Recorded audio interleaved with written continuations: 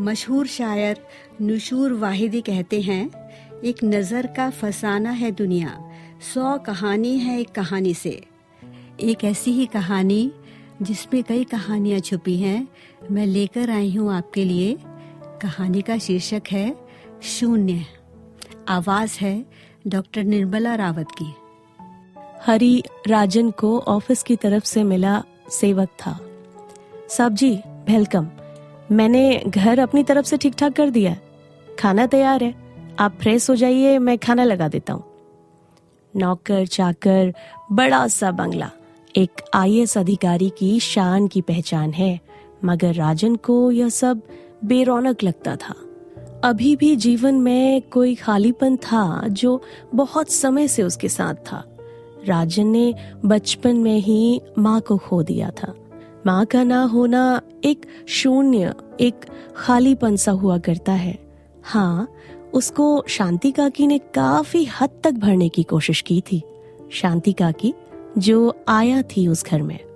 मेरा रज्जन दुनिया में राज करेगा, दिन में 10 बार वो कहा करती थी। राजन को प्यार से रज्जन कहा करती थी काकी। तुम्हारी माँ तुम्हें छोड़कर नहीं गई है, वो मेरे अंदर आ गई है। उसके इस कथन को वो नन्हा राजन आश्चर्य से देखा और सुना करता था। अविश्वास सा करते हुए वह शांति काकी को छू कर देखता था, शायद कोई सबूत मिल जाए कि माँ उसी में है। राजन की दूसरी माँ अगर फिल्मी सौतेली माँ की तरह कठोर नहीं थी तो प्यार करने वाली भी नहीं थी। राजन बच्चे के रूप में उन पर जबरदस्ती लाद दिया गया था। दूसरी माँ ने जब खुद के बच्चे को जन्म दिया तो राजन को हॉस्टल भेजने का विचार होने लगा, क्योंकि माँ ने कहा कि वो 2 बच्चों को नहीं संभाल सकती। तभी काकी सामने आ खड़ी हुई। बाबू की पूरी जिम्मेदारी हमारी होगी साहब।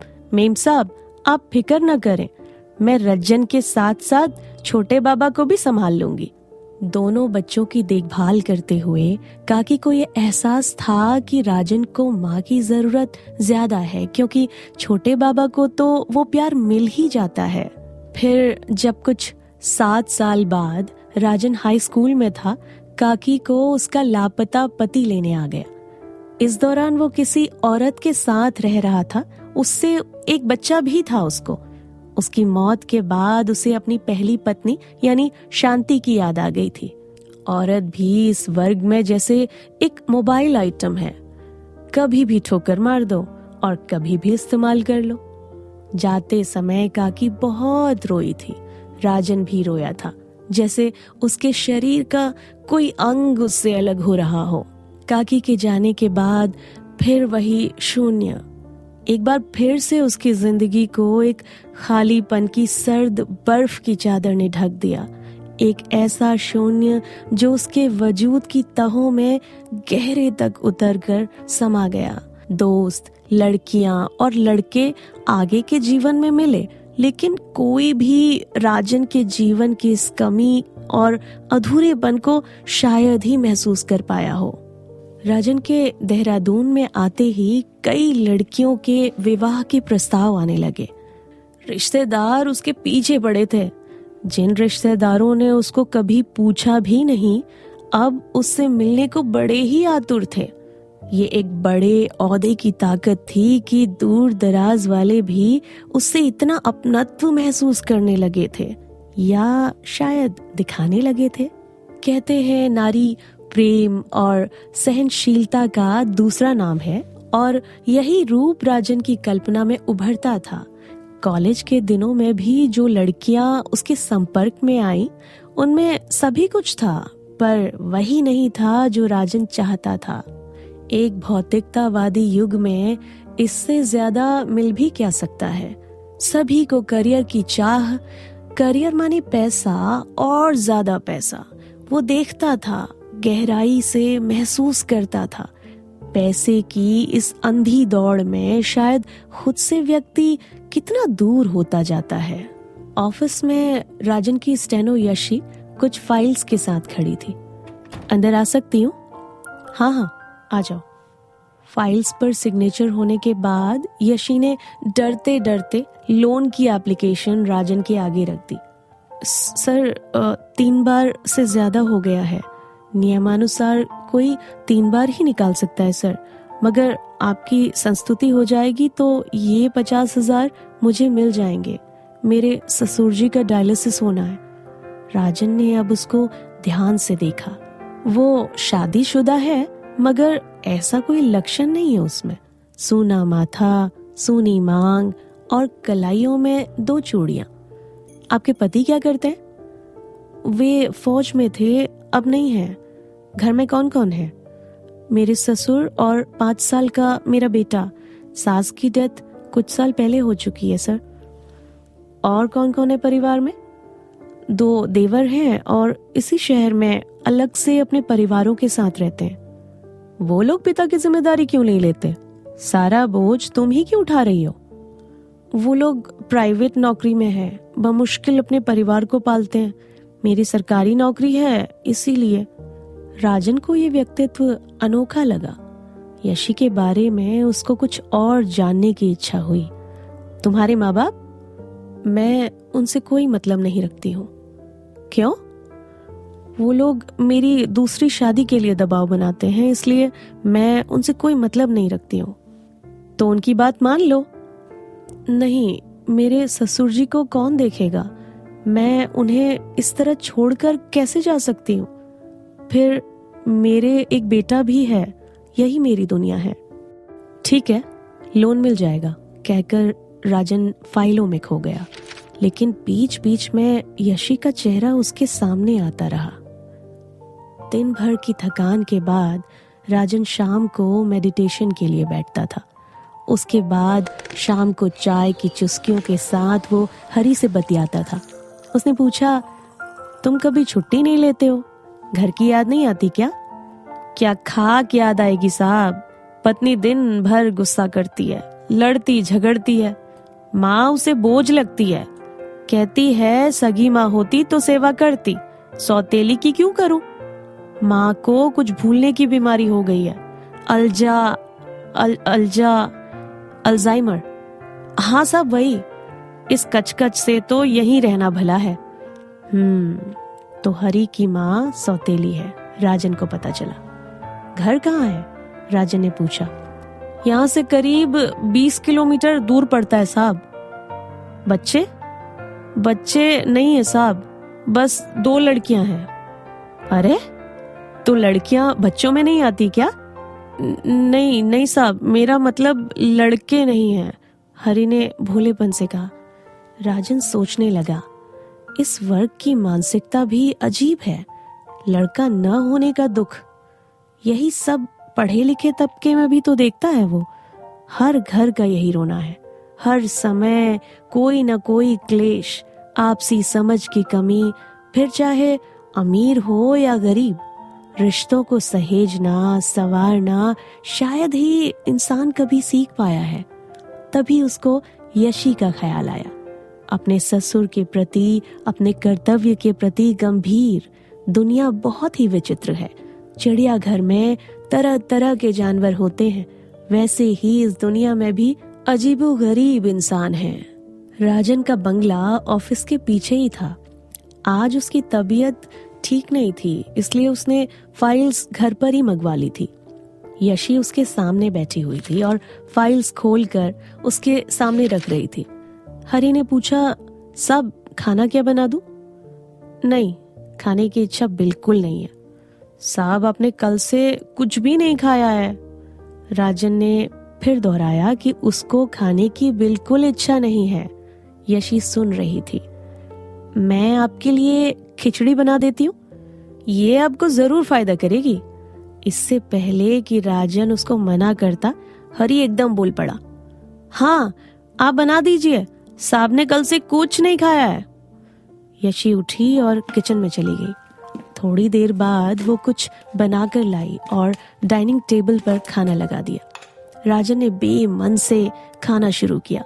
उसने सोचा, चलो जब बना है तो 2 कौर खा ही लेता हूँ, जबरदस्ती ही सही। सोचकर राजन ने खाना शुरू किया। खाना इतना स्वादिष्ट था कि राजन पूरी प्लेट साफ कर गया। जैसे 2 दिन न खाने की भूख राजन पर हावी हो गई थी और एक अपनेपन की गर्माहट जो कभी वो शांति काकी के नजदीक महसूस करता था, वही अपनापन वो महसूस करने लगा था यशी के साथ। कितनी ही आधुनिक हो, मगर जब वो एक औरत की तरह व्यवहार करती है, माँ, बहन, बीवी की तरह, एक अधिकार के साथ, एक अलग आकर्षण उसमें होता है जो पुरुष को बांधता है। अजीब संबंध होता है पुरुष और स्त्री में। सामने स्त्री को देखकर पुरुष बीमारी में खुद को बच्चा बना लेता है और स्त्री भी एक माँ का रूप अख्तियार कर लेती है। कुछ दिन बाद राजन को पता चला कि यशी के ससुर का देहांत हो गया है। थोड़े दिन बाद घर का पता मालूम करके राजन यशी के घर पहुंचता है। 2 कमरों का छोटा सा घर, पर व्यवस्थित, साफ सुथरा और सहेजा हुआ। आइए सर, कहकर यशी ने उसको बैठाया। उसका चेहरा गमगीन था, पर एक नदी की तरह से शांत और मौन। मैं ससुर जी को नहीं बचा पाई, मैं उनको क्या जवाब दूंगी? पापा की देखभाल का वचन दिया था मैंने उनको, कहकर फूट फूट कर रोने लगी वो। रोती हुई यशी को वो कैसे सांत्वना दे, राजन को समझ नहीं आ रहा था। तभी यशी के माँ बाप आ गए। थोड़े परिचय के बाद माँ ने बात शुरू की। जब यशी किचन में चली गई, सर जी आप ही समझाइए इसे, 2-3 बड़े अच्छे प्रस्ताव हैं हमारे पास यशी की दूसरी शादी के लिए। अब तो ससुर जी का भी बंधन नहीं रहा है, इसको समझाइए, एक बार अपनी जिंदगी फिर से शुरू करे। राजन अब थोड़ी असुविधा महसूस कर रहा था। किसी के व्यक्तिगत जीवन के निर्णय में वो कैसे दखल दे सकता है? चाय पीने के बाद थोड़ी देर में राजन ने उनसे विदा लेने की इजाजत ली। द्वार पर छोड़ने के लिए शिष्टाचार हेतु यशी के पिता आए थे। अब तक वो चुप थे। राजन जो ही गाड़ी की तरफ बढ़ने लगा, पिता ने हाथ जोड़कर रास्ता रोक लिया। साहब जी, आपकी बात वो नहीं टालेगी, आप कृपया कोशिश कर लीजिए, हमारे बुढ़ापे की एक बड़ी चिंता से हमें निजात मिल जाएगी। जी, सर हिलाकर राजन ने कहा, मैं कहूंगा, आपकी बड़ी कृपा होगी। राजन घर आ गया। ऑफिस पहले की तरह चल रहा था। लंच टाइम में भी फाइल्स राजन का पीछा नहीं छोड़ती थी। आज फिर राजन ने एक जरूरी फाइल अपने बंगले में मंगवा ली थी। सामने यशी फाइल्स लेकर बैठी थी। राजन कुछ डिक्टेट कर रहा था और यशी लिख रही थी कि अचानक फोन की घंटी बज उठी। माँ का फोन है। राजन वहीं बैठकर फोन अटेंड करने लगा। यशी के सामने फोन पर बात करने में अब उसे कोई उलझन महसूस नहीं हुई। हाँ मम्मी प्रणाम, कहकर राजन ने बात शुरू की। बात कुछ लंबी चली। बीच बीच में राजन गंभीर भी हो रहा था। कुछ देर के बाद बातचीत खत्म हुई। राजन ने कहा, एक खुशखबरी मिली है, मेरे छोटे भाई का जॉब हो गया है एक मल्टीनेशनल कंपनी में। राजन यह समाचार यशी के साथ शेयर करने से खुद को रोक नहीं पाया। यशी भी वही अपनत्व महसूस करने लगी थी, क्योंकि बॉस और सबऑर्डिनेट जैसी कोई बात नहीं रह गई थी। अब दोनों के बीच दूरी धीरे धीरे कम हो रही थी। अरे, आपको बहुत बहुत बधाई, पर बात करते करते आप कुछ संजीदा भी हो गए थे। हाँ, मेरी माँ को अर्थराइटिस है, लेकिन इन दिनों बहुत बढ़ गई है। चलना फिरना भी मुश्किल हो गया है। उनके पास कोई देखभाल के लिए नहीं है। फिलहाल छोटे भाई के जाने के बाद तो वो बिल्कुल अकेली हो जाएंगी। आप उनको अपने पास बुला लीजिए, यशी ने सुझाव दिया। पता नहीं वो यहाँ आने को राजी होंगी भी या नहीं। देखिए, ये बुजुर्ग बहुत जिद्दी होते हैं, इनको प्यार से समझाना पड़ता है। उनको जबरदस्ती ले आइएगा। उन्हें प्यार का एहसास होगा, उन्हें लगेगा कि किसी को उनकी परवाह है, तो धीरे धीरे उनका मन लग जाएगा। यशी ऐसे बोल रही थी मानो वो बुजुर्ग लोगों का मनोविज्ञान अच्छी तरह समझती हो। क्यों ना हो, उसने पति की मृत्यु के बाद अपने ससुर की देखभाल पूरी ईमानदारी के साथ की थी। बहुत संकोच के साथ राजन ने कहा, यशी, ये मेरी दूसरी माँ है। मेरी अपनी माँ तो बचपन में ही मुझे छोड़कर चली गई थी। यशी कहने लगी, माँ माँ होती है, हाँ, कभी कभी दूसरी माँ में ममता देर से पैदा होती है, यह अलग बात है। राजन यशी को बताए बगैर नहीं रह पाया कि उसके और माँ के बीच संकोच की एक रेखा अभी भी है। राजन के पिता के जाने के बाद दूसरी माँ और भाई राजन पर ही निर्भर थे। भाई राजन से 10 बरस छोटा था। पिता के स्वर्गवास के बाद माँ और अपने बीच की दूरी को खत्म करने के लिए राजन को खासी मशक्कत करनी पड़ी थी। माँ के अंदर एक संकोच था या अपराध बोध कि उसने राजन के लिए वो ममता नहीं रखी जो उसे रखनी चाहिए थी। परंतु अब घर में कोई बड़ा था तो वो राजन ही था। पिता की जगह अब उसको ही लेनी थी। पिता की डेथ के बाद भाई का उसने एक इंजीनियरिंग कॉलेज में दाखिला करवा दिया और माँ को एक मुश्त पैसा भेजने की व्यवस्था की। पिता का फंड भी उसने माँ को दे दिया। माँ ने इनकार किया, परंतु राजन ने जोर देकर कहा, आप इस पैसे को छोटे के लिए रख लीजिए, उसका करियर बनाने का समय है, पैसे की जरूरत पड़ेगी आपको। दूसरी माँ राजन की इस उदारता को देखकर गदगद हो गई। राजन 30 पार कर चुका था, इसलिए माँ उसकी शादी की चिंता कर रही थी। राजन शादी के लिए बहुत उत्सुक नहीं था, पर माँ ने अधिकार पूर्वक कहा, तुम्हारा विवाह मेरी जिम्मेदारी है, मेरा फर्ज है। कम से कम ये फर्ज तो मुझे पूरा करने दो। तुम्हें कोई पसंद है तो बताओ। माँ शायद अपने अपराध बोध से बाहर आना चाहती थी। बार बार कहती थी, तुम नहीं समझते हो राजन, अपने जीते जी मैं तुम्हारा घर बसता हुआ देखना चाहती हूँ। छोटे की चिंता नहीं है मुझे, उसको तुम देख लोगे। मैं बीमार रहती हूँ, पता नहीं जिंदगी कब धोखा दे जाए। नहीं, मेरी कोई पसंद नहीं है, आप ही ढूंढिए फिर। उस दिन से माँ ने कई फोटो बायोडेटा के साथ भेजे। एक लड़की पूजा जो हरिद्वार में IAS अधिकारी थी, माँ के जान पहचान की थी। लड़की माँ को बहुत पसंद थी, इसलिए राजन को देखना लाजमी था। माँ की जिद के आगे राजन को झुकना ही पड़ा। दोनों एक कैफे में मिले। पूजा काफी आकर्षक व्यक्तित्व की लड़की थी। कोई भी साधारण लड़का उसको एक नजर में पसंद कर लेता। शुरुआती औपचारिक बातचीत के बाद राजन ने पूजा की पसंद नापसंद जानने की कोशिश की। पूजा ने कहना शुरू किया, मैं घरेलू बिल्कुल नहीं हूँ, इसलिए मुझसे बहुत ज्यादा कोई उम्मीद ना करे कि घर की जिम्मेदारी पूरी तरह से मुझ पर हो। इस नौकरी में मुझसे ये उम्मीद ना की जाए कि मैं किचन भी देखूं। मैं साफ बात करने की आदी हूँ। पूजा ने ये वाक्य मैं साफ बात करने की आदी हूँ कई बार दोहराया। राजन ने हाँ में सिर हिलाया। नहीं, मेरा भी मानना है कि पूरे दिन की नौकरी में ये संभव नहीं है। घर में आपके कौन कौन है? पूजा ने जवाब दिया, मैं और मेरी डैडी। मम्मी की डेथ को 6 साल हो गए हैं। मुझे बहुत बड़े परिवार में रहने की आदत नहीं है। मेरी पहली प्राथमिकता है कि परिवार छोटा हो। आपके प्रपोजल में मैं इसलिए इंटरेस्टेड हूँ क्योंकि आप अकेले रहते हैं। राजन को बहुत आश्चर्य हुआ। राजन ने भी माँ को बचपन में ही खो दिया था, लेकिन वो परिवार के लिए तरसता रहा है।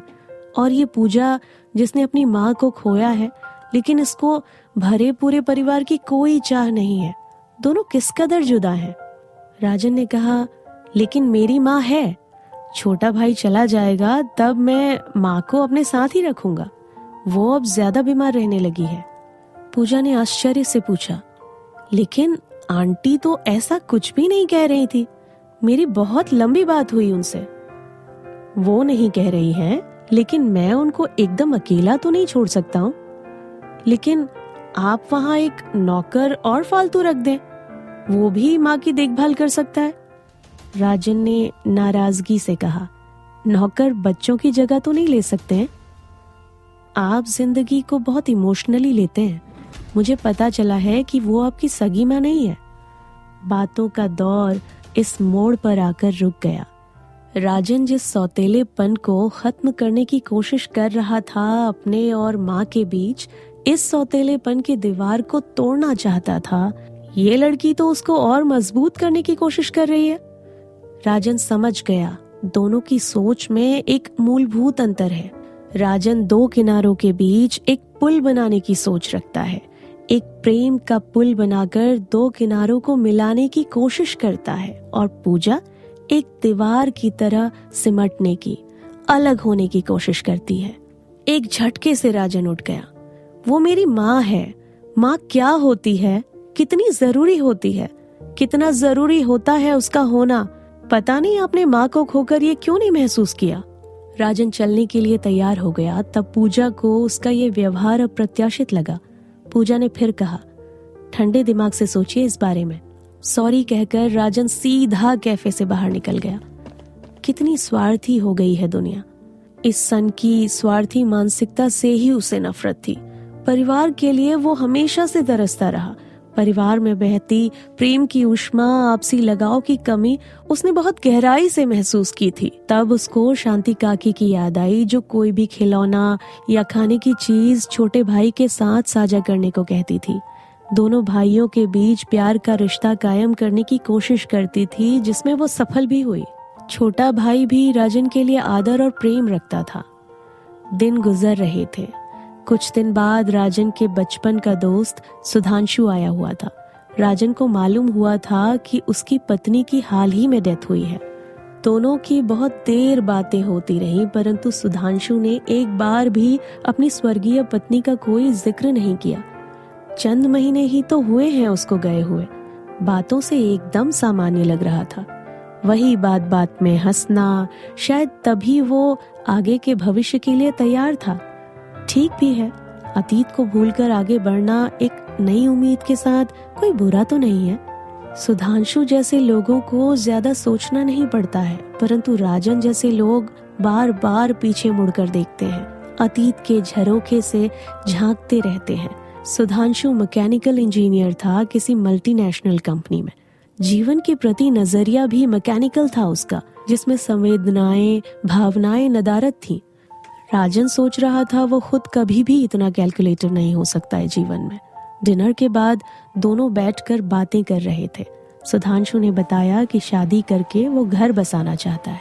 सुधांशु, मेरे ऑफिस में एक लड़की स्टेनो है, यंग है, विडो है, बहुत ही सुलझी हुई है। अगर तुम कहो तो मैं बात करके देखूं? नहीं यार, मैं एक इंजीनियर हूँ और एक स्टेनो से कैसे शादी कर सकता हूँ? मगर वो बहुत अच्छी है, मैच्योर है। तुम्हारी बेटी की जिम्मेदारी वो खुशी से निभाएगी, मुझे विश्वास है। सुधांशु ने कहा, मगर मेरी बेटी तो मेरे पास है ही नहीं, उसकी जिम्मेदारी मैं उस पर डालूंगा ही नहीं। वो तो नाना नानी के पास ही रहेगी। अपनी होने वाली पत्नी पर मैं कोई बोझ नहीं डालूंगा। बेटी को बोझ कहना राजन को बहुत बुरा लगा।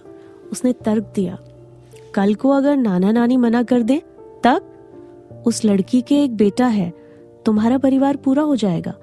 उसका बेटा और तुम्हारी बेटी, राजन ने मासूमियत से कहा, पर सुधांशु का पारा चढ़ गया। हद कर दी तुमने राजन, क्या तुम मेरा स्टैंडर्ड, मेरा स्तर नहीं जानते हो? एक बेटे की माँ ही रह गई है क्या दुनिया में मुझे शादी करने को? ये प्रस्ताव सुधांशु को इतना अपमानजनक लगेगा, राजन को उम्मीद नहीं थी। कैसी है ये दुनिया?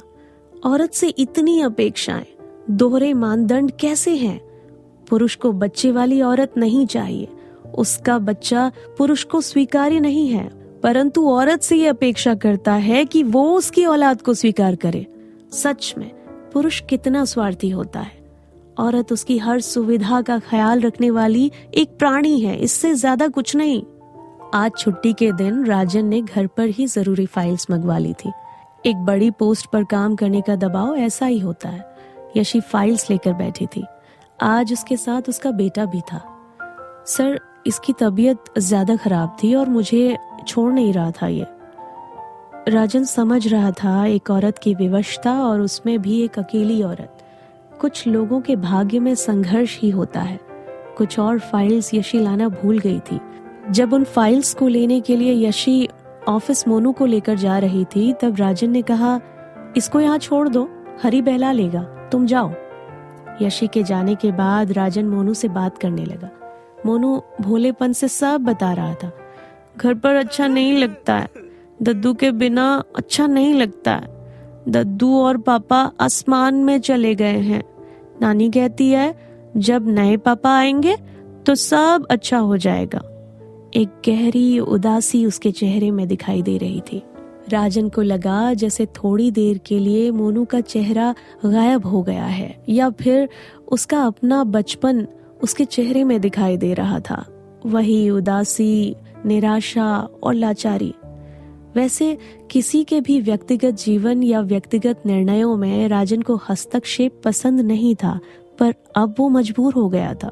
यशी आएगी तो उसको समझाएगा, जैसे उसके अपने जीवन में शांति काकी आई थी, प्यार की सौगात लेकर और अपनी ममता की बारिश लेकर। शायद वैसा ही प्यार मोनू को भी मिले अपने नए पिता से। तभी यशी फाइल्स लेकर आ पहुंचती है।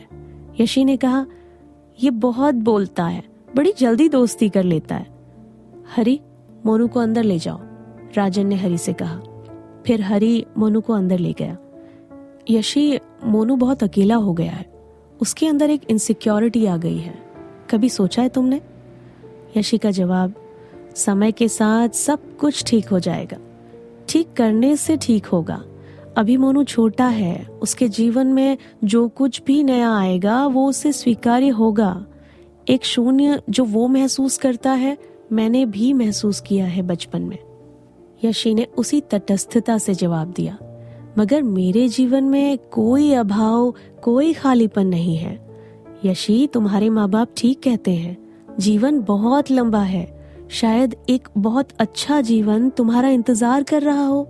शायद। पूरी तरह से आप भी आश्वस्त नहीं है ना? मुझे अपने जीवन से कोई शिकायत नहीं, तो फिर दूसरे या मेरे अपने क्यों परेशान हैं? फिर सर, एक कड़वी सच्चाई आपको बता रही हूँ। एक विधवा औरत और एक बच्चे की माँ की हैसियत एक सेकेंड हैंड चीज की तरह होती है। एक मजबूरी का रिश्ता, जरूरत का रिश्ता, जिसमें कोई संवेदना नहीं होती है, जिसमें कोई एहसास नहीं होता है। ये तो खुद को छलना हुआ ना। मैं इस छलावे से दूर रहना चाहती हूँ। दोनों व्यक्तियों का जीवन शून्य होता है। एक शून्य दूसरे शून्य से मिलकर एक और बड़ा शून्य बन जाता है। राजन यशी की परिपक्वता और जीवन की इतनी गहरी समझ से प्रभावित हुए बिना नहीं रह सका। यशी, तुम बहुत जिद्दी हो। सर, आप, मेरे माँ बाप या समाज क्यों मेरे जीवन को अधूरा, खाली और निरर्थक समझते हैं? किसी के भी जीवन की सार्थकता और निरर्थकता नापने के मापदंड निर्धारित करने वाले आप लोग कौन हैं? अब यशी आवेश में आ रही थी। राजन ने कहा, जीवन बहुत लंबा है, आगे जाकर तुम एक साथी की जरूरत महसूस करोगी। ठीक है सर, फिर एक प्रश्न पूछने की धृष्टता कर सकती हूँ? हाँ, कहो। आप मुझे अपना जीवन साथी स्वीकार करने की हिम्मत रखते हैं? राजन अवाक सा उसे देखता रह गया। उसके पास शब्द नहीं थे। एक पराजय और शर्मिंदगी के एहसास से वो बोझिल हो रहा था। सर, लोग मोनू पर दया कर सकते हैं, पर उसे अपनाने की हिम्मत नहीं कर सकते हैं। माफ कीजिएगा, मेरा आशय सिर्फ आपको यह एहसास दिलाना था। कितना छोटा, बौना सा महसूस करने लगा था राजन अपने आप को। यशी या मोनू दया के पात्र नहीं है, हो भी नहीं सकते। क्यों एक विधवा बेचारी और उसका बच्चा अनाथ समझा जाता है? कुछ दिन तक राजन को यशी से नजरें मिलाने की हिम्मत नहीं हुई। दिन बीत रहे थे। एक दिन राजन के पुराने परिचित मिस्टर रंधावा आए हुए थे। दोनों एक ही शहर के रहने वाले थे और बचपन के दोस्त थे। हरी चाय नाश्ता लेकर आया था। शाहबाद का जिक्र चल रहा था। दोनों ही अपने उस शहर की भूली बिसरी यादों को याद कर रहे थे। हरी भी बीच बीच में उनका वार्तालाप सुन रहा था। मिस्टर रंधावा के चले जाने के बाद हरी ने कहा, साहब, क्या साबाद के रहने वाले हैं आप? हाँ, राजन ने जवाब दिया। राजन बाहर जाने के लिए तैयार हो रहा था। साहब, वहाँ किसी बड़े घर में मेरी सौतेली माँ काम करती थी। किसी बच्चे की आया थी वो, हरी ने कहा। राजन ने पूछा, क्या नाम है तुम्हारी माँ का? जी, शांति। सुनकर जैसे एक करंट लगा। राजन की आंखों के आगे उसका सारा बचपन घूम गया। थोड़ा अपने को संभाल कर वो कमरे में भागा और दराज से एक फोटो लाकर उसने हरी को दिखाया। हाँ साहब, यही मेरी सौतेली माँ है। हरी, मैं ही वो बच्चा हूँ जिसकी आया तुम्हारी माँ थी। मैं अभी उनसे मिलना चाहता हूँ। राजन बहुत उतावला हो गया शांति काकी से मिलने के लिए। साहब अभी? हरी अभी साहब को अपने घर ले जाने के लिए तैयार नहीं था। हाँ अभी चलो, ड्राइवर को कहो गाड़ी निकाले। जी साहब। रास्ते भर हरी एक संकोच में था। पता नहीं साहब आपको पहचानेगी भी या नहीं, दिमाग तो रहा नहीं, भूलने की बीमारी है उसको। राजन हरी की मनस्थिति समझ रहा था। थोड़े समय बाद दोनों हरी के घर पर थे। घर के अंदर साहब को बिठाकर हरी दूसरे कमरे में माँ को लाने गया। थोड़ी देर में मैले कपड़ों में एक वृद्ध स्त्री अंदर से आई। राजन धीमे से बुदबुदाया, शांति काकी, शांति अम्मा। रजन, एक का एक उस वृद्धा के अंदर मानो बिजली का करंट दौड़ गया हो। आंखों में चमक आ गई। इतना बड़ा हो गया है? हरी ने टोका। रजन नहीं अम्मा, राजन साहब। राजन बोला, नहीं, ये प्यार से मुझे रजन ही बुलाती थी। शांति का हाल बेहाल था। राजन के चेहरे को उसने छुआ, टटोला। वृद्ध शरीर अब और झुक गया था। राजन की लंबी कदकाठी उसके छोटे हाथों में नहीं समा रही थी। राजन पास ही की चारपाई पर बैठ गया और उसको भी अपने पास ही बिठा लिया। आंखों से दोनों की न रुकने वाला सैलाब बह रहा था। हरी और उसकी घरवाली दोनों हैरान खड़े ये मंजर देख रहे थे। घर के कोने में पड़ी हुई ये बूढ़ी औरत एकाएक सबकी दृष्टि का केंद्र बिंदु हो गई थी। रजन तितली पकड़ता था और कंचे खेलता था। हाँ काकी, सुबकते हुए राजन भी वहीं चला गया जहां उसका बचपन उसे आवाज दे रहा था। नींबू का अचार मांगता था। अब भी खाता है मक्के की रोटी के साथ? नहीं काकी, तुम्हारे जाने के बाद अब कोई मक्के की रोटी खिलाने वाला नहीं है। हाय मेरा बच्चा। काकी और भी द्रवित हो गई। हरी कहने लगा, अरे ये क्या? अम्मा को भूलने की बीमारी थी, पर इसे तो सब याद आ रहा है। जीवन के कुछ पल जो पूरी शिद्दत से जिए जाते हैं कभी भूले नहीं जाते हैं। माँ का अभाव एक शून्य जैसा था राजन के जीवन में, और शांति काकी के जीवन में भी अपनी संतान का ना होना एक और शून्य था। काकी के जीवन का कोई हिस्सा था जो परिपूर्ण था, अधूरा नहीं। वो वही ममता भरी छांव जो उसने राजन पर डाली थी, जिसको उसने भरपूर जिया था। कैसे कहती है यशी कि एक शून्य दूसरे शून्य से मिलकर और बड़ा शून्य हो जाता है? गलत है वो। उसका और शांति काकी का शून्य तो ममत्व और प्रेम से परिपूर्ण है, एक गहन सागर जैसा जिसमें आश्वस्ति थी, विश्वास था और निर्मलता थी।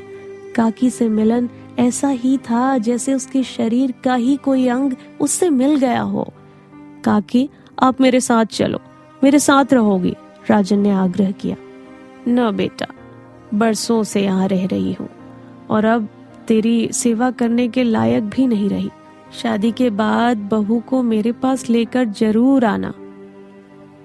राजन बहुत देर बैठा रहा, काकी को दुलारता रहा। अतीत की जुगाली करते रहे दोनों बहुत देर तक। इसी बीच हरी की पत्नी चाय और बिस्किट लेकर आई। चाय पीने के बाद राजन ने कहा, अच्छा काकी, चलता हूँ। ढेर सारा आशीर्वाद और काकी के प्रेम पूर्ण स्पर्श की पूंजी लेकर राजन घर से बाहर आ गया। जीप में बैठ ही रहा था कि उसकी नजर हरी की पत्नी पर पड़ी, जो एक और सहमी सी खड़ी थी। उसने इशारे से उसको बुलाया। वो सकुचाते हुए उसके पास आई। देखो, माँ सौतेली वोतेली नहीं होती है, माँ माँ होती है। अतीत में उसकी ममता मेरे लिए आशीर्वाद बनकर आई थी, आज उसकी अधिकारी तुम हो। काकी ममता का खजाना है, उसका सम्मान करो, उसकी देखभाल करो, राजन ने कहा। जी साहब, कहकर उसकी पत्नी ने सर हिलाया और नजरें नीची कर ली। शायद एक झेप थी उसमें। यह रूप तो काकी का उसने देखा ही नहीं था, या देखने की कोशिश ही नहीं की थी। राजन चल पड़ा। सोच रहा था कितने कम लोग रिश्तों को सहेजना जानते हैं। जीवन क्या है? रिश्तों को जीना ही तो है। रिश्तों में कितना हिसाबी बना गया है। सिर्फ मांगना ही मांगना, देना कुछ भी नहीं है।